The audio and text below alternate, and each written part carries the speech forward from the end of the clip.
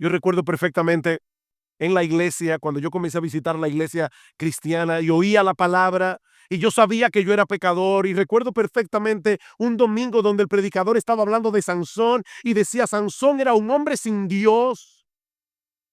Y este predicador comenzó a llamar a las personas que estaban allí al arrepentimiento y a la fe y yo estaba agarrado a mi silla y decía no voy a ir, no voy a ir. Si dos personas escuchan el mismo evangelio y el Espíritu Santo les habla de la misma manera, pero luego una se endurece y la otra se rinde a Cristo, ¿quién hizo realmente la diferencia? Hoy, con su gel Michelin, vamos a poner el dedo en la llaga. Y no se trata sobre quién siente más o quién decide mejor, sino identificar un punto crítico en la salvación del ser humano. ¿Por qué unos escuchan el mensaje del evangelio y se convierten al Señor y otros escuchan el mismo mensaje y endurecen todavía más su corazón contra él?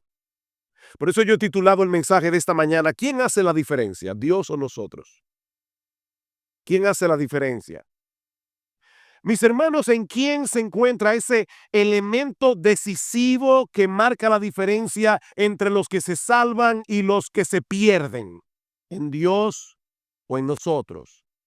¿Qué es lo que hace eficaz el llamado del evangelio a los pecadores? ¿La obra de Dios en nuestro corazón o nuestra propia determinación?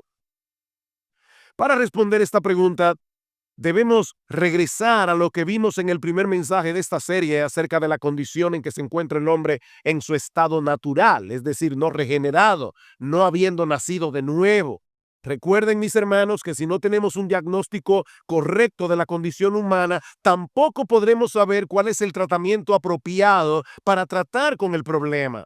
Y tal como vimos hace algunos domingos, el diagnóstico que la Biblia nos da del hombre en su estado natural, no regenerado, es sencillamente devastador. La Biblia no solo presenta al hombre como un ser pecador que se revela constantemente contra la ley de Dios, sino que también nos presenta al hombre como alguien que no puede ni quiere cambiar la condición en que él se encuentra. Él no puede ni quiere. La Biblia no pinta el retrato del hombre como alguien neutral o bueno, sino como alguien muerto, rebelde, que no quiere ni puede ir a Dios. Y si esto que acabo de decir te incomoda, perfecto, porque solamente la gracia que hiere el orgullo es eficaz para salvar al ser humano. Muchos anhelan la bendición de Dios, pero nadie anhela al Dios que bendice. Así que al pan pan y al vino vino. Llamemos las cosas por su nombre. La Biblia dice que no hay ni uno bueno, no hay quien busque a Dios, ni siquiera uno. El hombre no busca a Dios, busca su propio beneficio. Nadie busca a Cristo, sino que todos buscan lo suyo propio. A continuación, Sugel Michelin explica que necesitamos un milagro de Dios, porque todos buscan la mano de Dios, pero nadie busca su rostro. Y yo sé que muchas personas buscan cosas que nosotros asociamos con Dios y por eso decimos, esas personas están buscando a Dios, pero no necesariamente. Ellos están buscando cosas que solo Dios puede dar, paz interior, están buscando felicidad, están buscando el propósito de su existencia, pero ningún ser humano busca al Dios de la Biblia en este mundo caído, no por su propia inclinación natural. En el texto que Lester leyó hace un momento, dice el Señor Jesucristo, ninguno puede venir a mí si el Padre que me envió no le trajere. Ninguno puede venir a mí. Hablando con Nicodemo en Juan capítulo 3, el Señor le dice, lo que es nacido de la carne, carne es. ¿Y eso qué significa? Bueno, la palabra carne en ese texto es una referencia a la naturaleza pecaminosa con la que todos nacemos. Y lo que Cristo está diciendo es que padres que tienen una naturaleza pecaminosa engendran hijos con una naturaleza pecaminosa. Y yo sé que los niños se ven tan lindos cuando nacen y tan inocentes, pero desde que empiezan a crecer, uno empieza a notar que no son santos, no son ángeles, Padres con una naturaleza pecaminosa engendran hijos con una naturaleza pecaminosa. Y Pablo dice en Romanos capítulo 8, versículo 7, que todo lo que surge de esa naturaleza pecaminosa es enemistad contra Dios. ¿Escucharon eso? Todo lo que surge de la naturaleza pecaminosa que todos traemos de fábrica es enemistad contra Dios. De tal manera, dice Pablo, que no solo no quieren sujetarse a la ley de Dios, sino que tampoco pueden. No pueden. Desde el primer pecado cometido en el huerto del Edén, el hombre quiso ser su propio Dios. De manera que es imposible para ese hombre humillarse y someterse al Dios vivo y verdadero. El Dios vivo y verdadero es su rival. Es nuestro rival.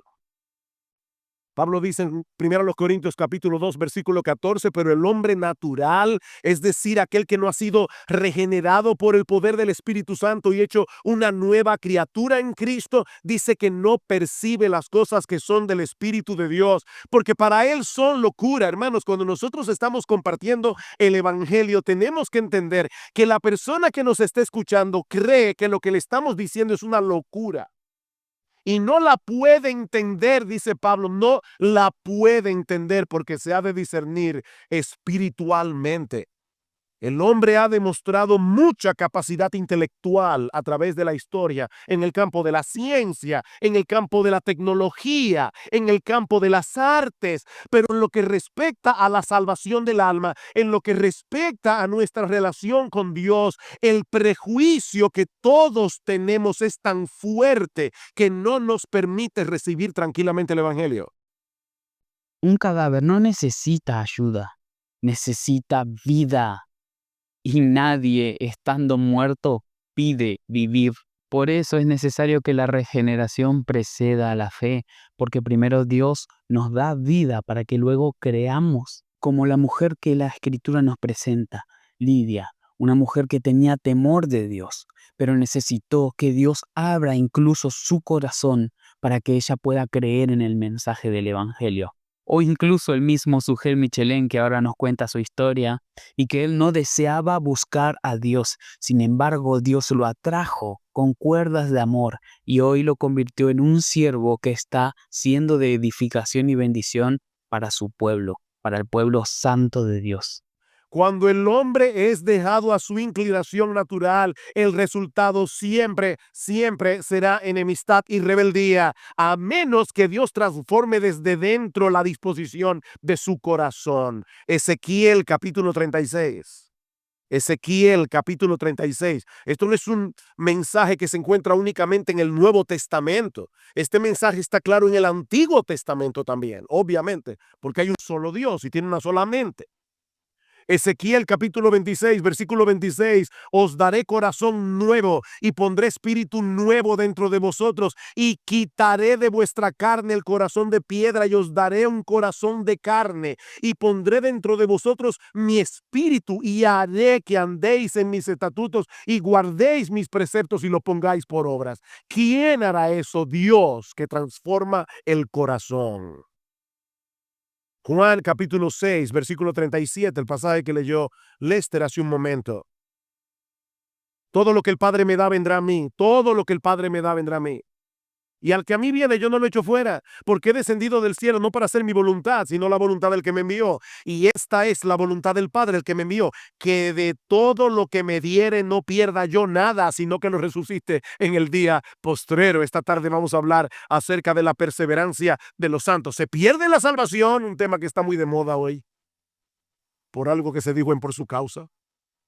¿Se pierde la salvación hoy de un creyente? Versículo 40, y esta es la voluntad del que me ha enviado, que todo aquel que vea al Hijo y cree en él tenga vida eterna y yo le resucitaré en el día postrero. Versículo 44, ninguno puede venir a mí si el Padre que me envió no le trajere y yo le resucitaré en el día postrero. Juan capítulo 10, versículo 16, también tengo otras ovejas que no son de este redil. Aquellas también debo traer y oirán mi voz y habrá un rebaño y un pastor. Cristo dice, yo voy a traer a mis ovejas. Versículo 26. pero vosotros no creéis porque no sois de mis ovejas. Como os he dicho, mis ovejas oyen mi voz y yo las conozco y me siguen. Mis ovejas oyen mi voz. Es por eso, mis hermanos, que la regeneración tiene que preceder a la fe. No puede ser al revés. Primero Dios regenera, después nosotros creemos. ¿Qué le dice Cristo a Nicodemo? De cierto os digo, si no nacéis de nuevo, si no sois nacidos de nuevo, no podréis ver el reino de Dios. No lo van a ver. Tienen que nacer de nuevo. ¿Recuerdan ustedes en Hechos 16:14 cuando Pablo estaba predicando el evangelio a la vera del río a un grupo de mujeres, cómo Dios dice que abrió el corazón de Lidia para que estuviera atenta a la palabra de Jehová? Yo recuerdo perfectamente en la iglesia, cuando yo comencé a visitar la iglesia cristiana y oía la palabra y yo sabía que yo era pecador, y recuerdo perfectamente un domingo donde el predicador estaba hablando de Sansón y decía, Sansón era un hombre sin Dios. Y este predicador comenzó a llamar a las personas que estaban allí al arrepentimiento y a la fe, y yo estaba agarrado a mi silla y decía, no voy a ir, no voy a ir, hasta que Dios abrió mi corazón. Es Dios quien abre el corazón. Efesios capítulo 2, versículos 1 al 7. Este texto no podía ser más claro. Y Él os dio vida a vosotros, ¿cuándo? Cuando estabais muertos en vuestros delitos y pecados, en los cuales anduvisteis en otro tiempo siguiendo la corriente de este mundo conforme al príncipe de la potestad del aire, el espíritu que ahora opera en los hijos de desobediencia, entre los cuales también todos nosotros, y Pablo se incluye, vivimos en otro tiempo en los deseos de nuestra carne, haciendo la voluntad de la carne y de los pensamientos, y éramos por naturaleza hijos de ira, lo mismo que los demás, pero Dios, en este cumpleaños pasado, mi hija me regaló un cuadro que dice solo eso, pero Dios. Y yo se lo agradecí tanto, porque estaba loco por poner un letrero así en mi oficina. Pero Dios, ese pero hace toda la diferencia. Eso es lo único que dice el cuadro, pero Dios. ¡Qué bendito pero!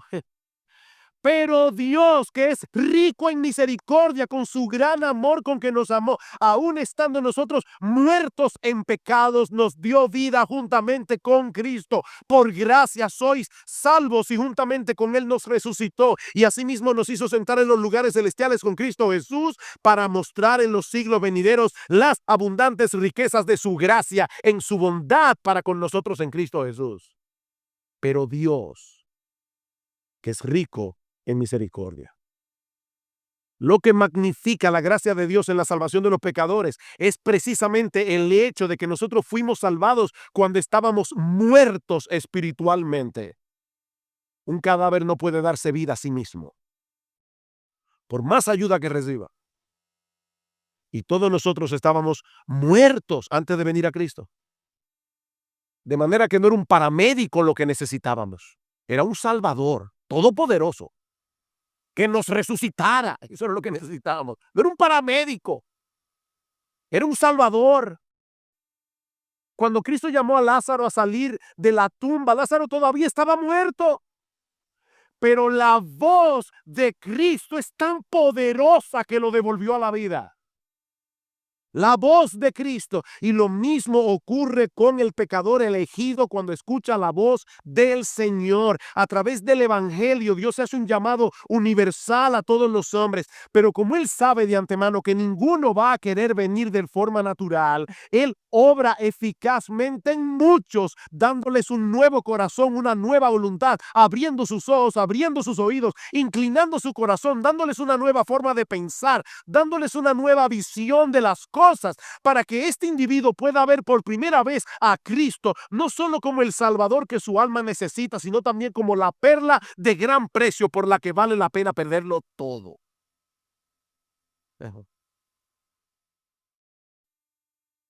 Miren, mis hermanos, sin esa obra eficaz del Espíritu Santo, ningún pecador se volvería de sus pecados a Dios. Imposible. ¿Significa eso que Dios violenta nuestro libre albedrío para llevarnos a Cristo? Mucha gente dice eso. Y entonces, ¿dónde está el libre albedrío? De hecho, algunos han llegado incluso a usar la palabra violación para referirse a esta obra. ¿Eso es una violación? ¿Es este llamamiento eficaz de Dios una violación divina? Bueno, lo primero que debemos decir al respecto es que si Dios tuviera que pedirnos permiso antes de obrar en nuestros corazones, todos hubiéramos terminado en el infierno porque nadie le habría dado el permiso. ¿Estamos claros en eso? Si Dios te hubiera pedido tu permiso para obrar en tu corazón, terminarías en el infierno porque no le hubieras dado el permiso. Pero gracias a Dios que Él no tiene que pedirle permiso a nadie. Él no tiene que pedirle permiso a nadie. Porque Él es el Rey soberano del universo. Él hace lo que Él quiere, cuando lo quiere y como lo quiere y se acabó. Para eso es Dios. Es una pena que Nabucodonosor tenía una teología mucho mejor que la de muchos evangélicos en el día de hoy. En Daniel capítulo 4, Nabucodonosor hizo una declaración impresionante. Dice Daniel capítulo 4, versículo 34 al 35, dice: mas al fin del tiempo yo, Nabucodonosor, alcé mis ojos al cielo y mi razón me fue devuelta y bendije al Altísimo y glorifiqué al que vive para siempre, cuyo dominio es sempiterno y su reino por todas las edades. Todos los habitantes de la tierra son considerados como nada. Y Él hace según su voluntad en los habitantes de la tierra y no hay quien detenga su mano ni le diga qué haces. Ustedes han visto esos niños que van a coger algo y el papá les hace así. Cuando Dios extiende su mano, nadie puede hacerle eso. Nadie. Nadie puede detener su mano. Pero por el otro lado, es necesario recalcar que Dios no violenta nuestro libre albedrío para salvarnos. Hermanos, escuchen esto con cuidado. Dios no violenta nuestro libre albedrío para salvarnos. Lo que Él hace es libertarnos de la esclavitud del pecado para que seamos libres por primera vez. Si el hombre fuera libre, libremente escogería a Dios. La razón por la que los hombres no escogen a Dios es porque son esclavos del pecado. Así que lo que Dios hace no es violentar nuestra voluntad, es liberar nuestra voluntad. Es hacernos libres por primera vez. Y cuando Dios liberta a un pecador, con todo gozo, con todo gusto, ese pecador se arroja en los brazos de Cristo. Así que ninguno de nosotros tuvo que ser arrastrado con violencia para venir a Cristo en arrepentimiento y fe, porque ya Dios había abierto previamente los ojos de nuestro entendimiento para que nosotros pudiésemos ver a Cristo en toda su hermosura, en todo su valor. Ya Dios nos había dado un nuevo corazón para abrazar a Cristo libre y voluntariamente.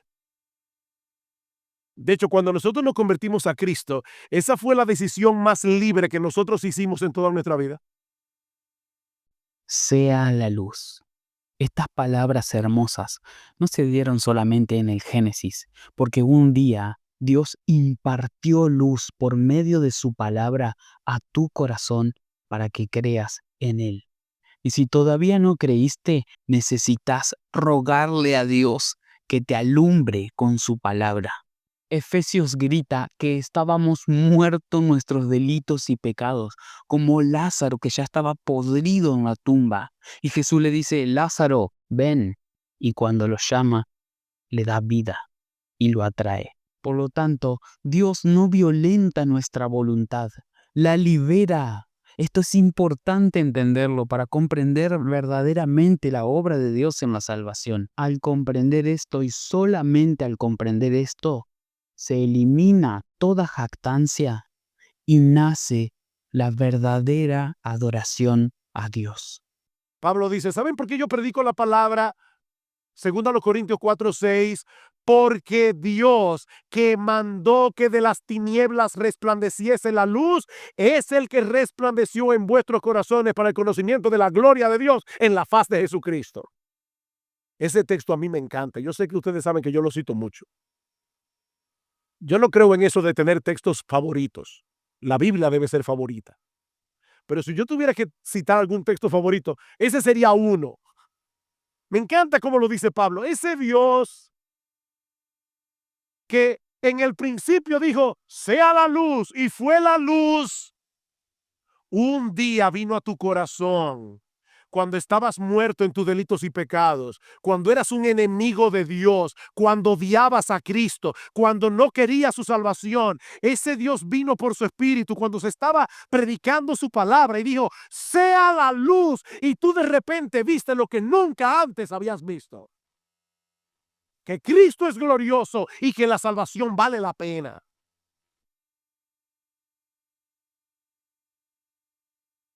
Dice Richard Phillips,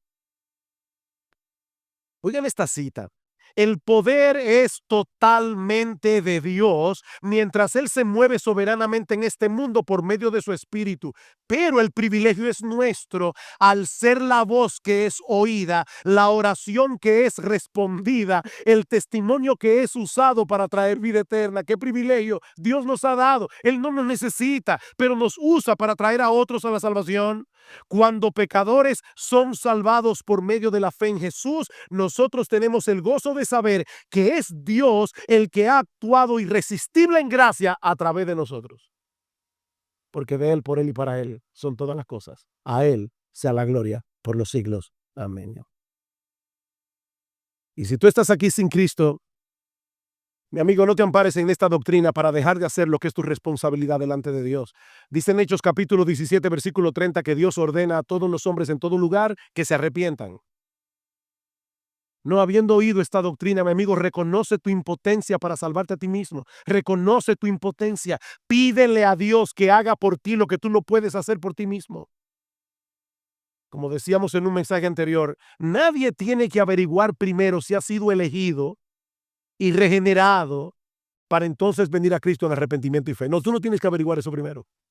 Lo único que necesitas saber es que tú tienes un serio problema con la justicia de Dios por causa de todos tus pecados. Pero Dios, en su amor, envió a su propio Hijo a saldar completamente la deuda de aquellos pecadores que Él vino a salvar, muriendo por ellos en la cruz del Calvario. Y si vienes a Él clamando por misericordia, arrepentido de tus pecados, confiando únicamente en Cristo para la salvación de tu alma, mi amigo, el Evangelio te promete que serás recibido.